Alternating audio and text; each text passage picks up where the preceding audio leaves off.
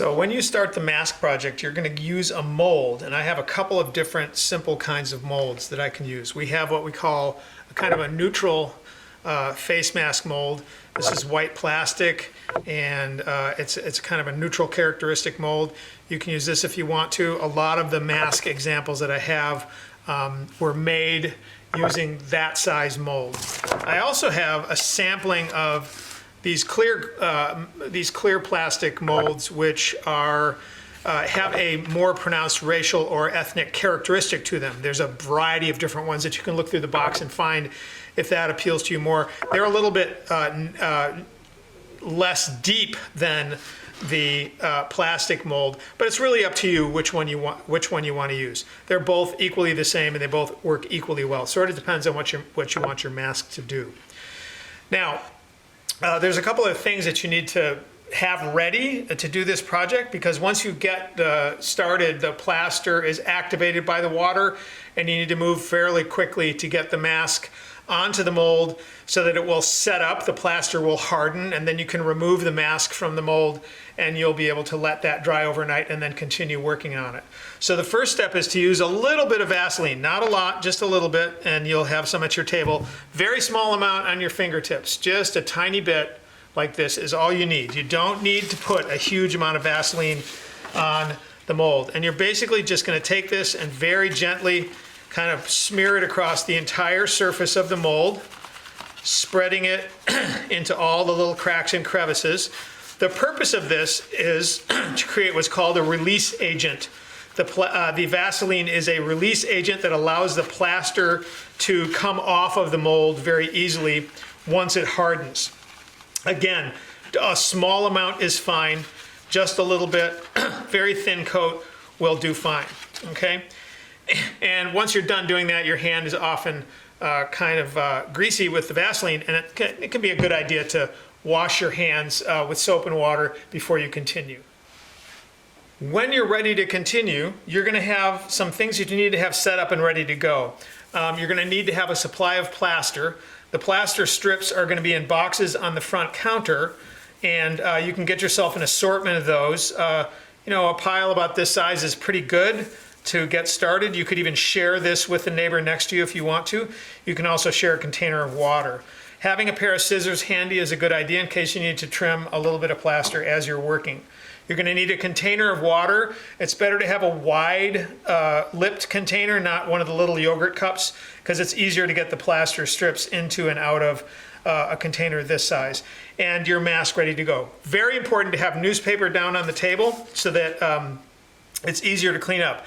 Plaster is a very, very messy process, and there are some other things we need to be aware of and be cognizant of as we're working with it. The most important one being that we never ever, and under any circumstances, put plaster waste down the sink drain. So this container of water here at the end of the project will have a lot of plaster in it. My hands have plaster on them now. There's going to be plaster in a lot of stuff, and we want to get that plaster into buckets on the floor of the classroom. They'll be placed by the sinks, and you're going to want to clean your hands in buckets on the counter to get the plaster off of your hands before you wash your hands with soap and water in the sink. Plaster down a sink drain is a really, really bad thing. It can clog up the drain completely and necessitate very expensive plumbing repairs. So you want to make sure that you never dump any kind of plaster waste down any kind of plumbing drain ever for any reason at all. It should always go into the garbage when we're done with it. At the end of the class, when we have plaster water left over, we dump it outside. It's not polluting. It's just an inert product, and it mixes with the dirt, and it'll be fine. So once we are ready to get started, we're going to use strips about this size to do the first run of plaster. And I put it into the water, and I get a little bit of the excess water off of it, and then I'm going to fold it. It's really important that I fold it. I'm going to fold it. I'm going to kind of show you. I'm folding it into a strip over, and I'm going to put that strip right against the edge of the mask, down right onto the lip, not onto this lip here. I'm not putting it on this lip, I'm putting it right to that edge, and I'm going to keep doing that as I go along. Sometimes it's easier to have a wider piece. You can maybe get out of the bucket like this, get out of your bin of plaster. It's also important to use dry hands when you get plaster from the bin at the front counter, because we don't want to put water into that bin. Remember, water activates the plaster, and once the plaster has been activated by water, it cannot be softened again once it hardens. So you'll notice that I'm overlapping here a little bit each time I do this. So I'm putting a strip and I'm overlapping that end because I want to make sure that I make this as strong as possible. The key to creating a nice, even surface for your mask is that you're going to weave the plaster. So if you have two pieces that are overlapping on the ends, it's much better than having them go together like this, because you create a weak spot that will break very easily if you put the two plaster ends together like this. Overlap, and it'll make it much stronger. So I'm continuing to get the bigger pieces out here, putting them in the water, folding them. And remember, the folded edge, I'm going to turn this so you can see it a little better. The folded edge is going down toward the outside. So now I've come all the way around again, and I've got that first course on there all the way across, all the way around. And I can hold it up so you can see it. It goes all the way around. This is what I want to do if I'm making a full mask that goes all the way this way. I'm going to continue now by putting plaster across the surface of the mask. And in this case, I'm not going to fold it. So I'm going to use flat pieces. I'm just very gently getting a little bit of the extra water off, and I'm putting it down, and I'm trying to smooth it out as much as I can. One thing you can do that's going to really help you is, as you put the plaster down, if you go back over it with a wet finger, you'll notice that it really smooths out that surface a little bit. And we want to, that brings the plaster up to the surface of the plaster cloth. And we want to do that because that's going to make it as smooth as we can make it. And a smooth surface is really going to help us when it comes time to do our finishing. So I'm going to put that piece across this way. I'm going to get another one. I'm going to kind of weave this back and forth, trying to create a weave of plaster going across the surface of the mask. I get that excess water off into the container, and I'm going to continue. Now, I'm going to continue doing this all the way across until I have a layer. All of the strips are going across the face horizontally. So I've applied 3 layers of plaster. The first layer has gone horizontally, the second layer has gone vertically, and the third layer has gone horizontally again. Remembering that we're trying to create a weave of the plaster fabric on the surface of the mask to make it stronger. This mask has now been sitting for almost an hour. Yours will have a chance to sit most of the period, and then toward the end of the period we'll be able to pop it off. It usually comes off the mold pretty easily because of the Vaseline that's on the mold surface. And as soon as you do that, the next thing you're going to do right away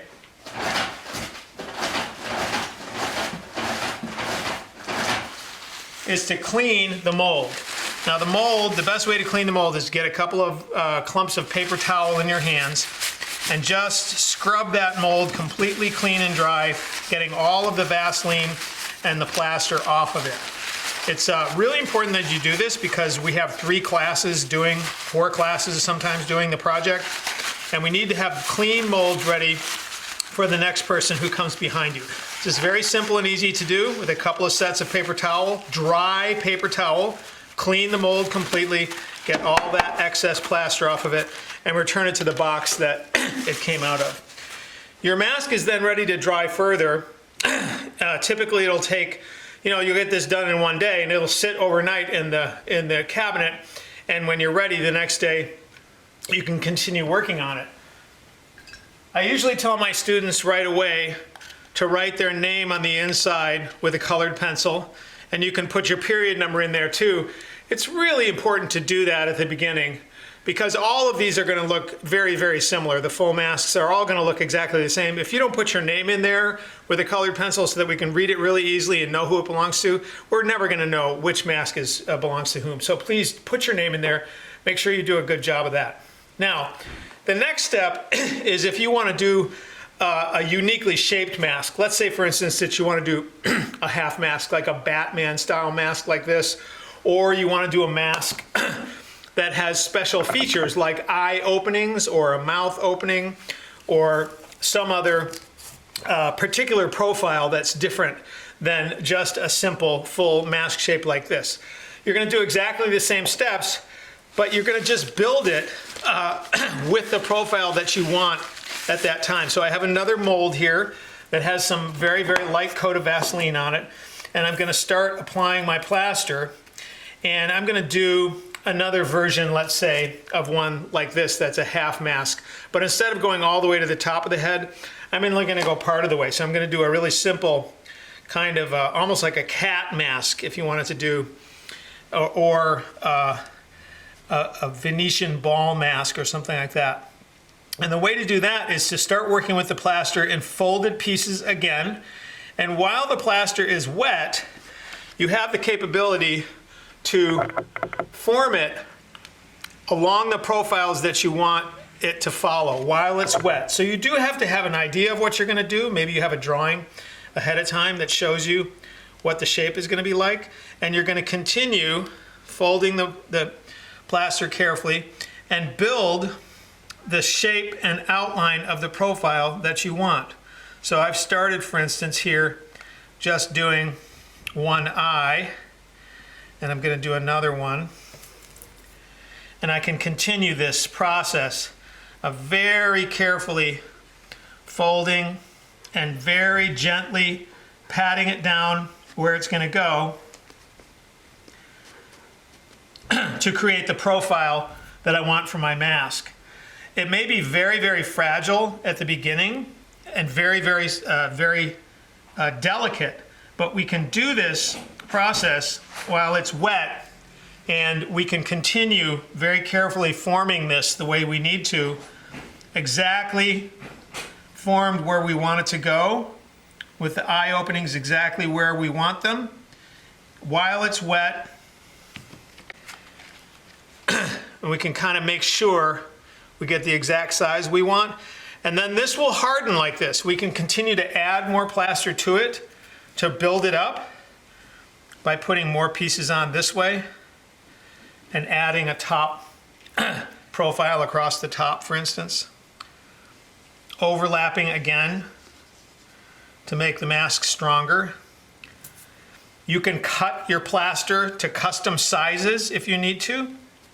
I'm going to kind of try to weave this to create more overlapping. The more overlapping, the better. It's going to be stronger if we can do it that way. And I'm also going to smooth this with all of the masks. This is really an important step. While it's wet, you can smooth the plaster with your finger, and it will bring the plaster material, the liquid plaster material, up to the surface of the mask and make it smoother on the surface. And you want that. You want that surface to be nice and smooth so that it's going to be easier for you to finish and to do painting. Now, this is just a couple of layers, but I can continue building this as I go. And again, I can cut smaller pieces of plaster so I can make some more weaving, and I can make shapes like this. So I can form this exactly where I want it to go, and then I can add another layer of plaster cloth to it. I'm going to hold it up to the camera here so you can see it. We're starting to get that kind of specialized look. So we want to build this up in another 2 layers or so, and then we're going to let that harden as well, and you'll see it will come right off, and it will be strong enough. If we've done 2 or 3 layers, it'll be strong enough. It will hold together pretty well. After you've done all of your 3D construction and all of your smoothing, and the mask is totally dry, it's time to start painting. So I painted this mask with a variety of different colors of paint, and then I did some finishing work with a black Sharpie on it. Again, the smooth surface is really, really important to help with that. You're going to be using acrylic paints for this, not the tempera paints. The tempera paints we used when we did the sunflower, we're going to be using acrylic paints now. How can you tell what they are? Well, it's a really good idea to read the label. Acrylic, okay? We have a couple different kinds of acrylic paint. This is a different one, acrylic, All right. Please make sure that you're using acrylic paints. Occasionally the tempera paints get mixed in with the acrylic paints in the caddy. We want to make sure that we're using acrylic paints. The acrylic paints are better quality paints. They dry much more glossy. They go on thicker. They're more opaque, meaning you can't see through them as easily. And they're much better in terms of mixing colors, and there's a wider variety of colors of them as well. So you're going to paint, do all the painting, and when you're done with your painting, if you're not going to add anything to the mask, you're going to give it to me and I'm going to spray it with a coat of gloss finish. And then we'll apply a wire. We'll drill some holes in the sides of it, and we'll put a wire on the back so that you can hang it on the wall. Now, there may be some things that you want to add to it, and you'll notice in the classroom, I'm going to pan up so you can see this. In the classroom, over there on that far wall, there are bins full of all kinds of craft equipment, craft supplies. Yarn, fabric, string, fake flowers and foliage, all kinds of amazing stuff that you can use to attach to your mask and do interesting things with it. It's probably a good idea for you to go and look at that stuff in those bins before you develop your idea for your mask, in case something that you see in that bin appeals to you. Now, I didn't attach anything to this mask. I did all my mask work in 3D by building things with tag board and newspaper rolled up, etc. Again, you can see it's all really well attached on the back, really well attached and painted completely. But if I wanted to add things, I could go find stuff out of those bins and I'd be able to add them. So that'll be the last step. I'll spray it with that spray, and then you can attach things to it with a hot melt glue gun, and your mask will be done.